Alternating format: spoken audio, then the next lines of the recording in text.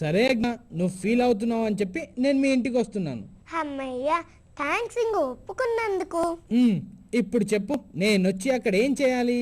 మా పక్కింట్లో నాకన్నా చిన్న పాప ఉంది. ఉంటే ఆ పాపని ఇంటికి తీసుకెళ్ళిపోవాలా?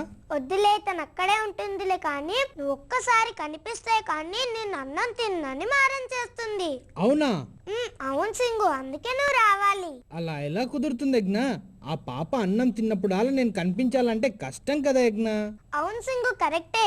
కానీ తను అన్నం తినట్లేదు 2 రోజుల నుండి. నువ్వు కలిస్తే కానీ తిందంట. నిజమే, కానీ నా పండ్లన్నీ వదులుకొని రావాలంటే ఎలాగా? నేను చాలా బిజీ అసలు. నువ్వు బిజీ అనే సంగతి నాకు తెలుసు, కానీ ఒక్కసారి రా సింగు. నో, నేను రాను.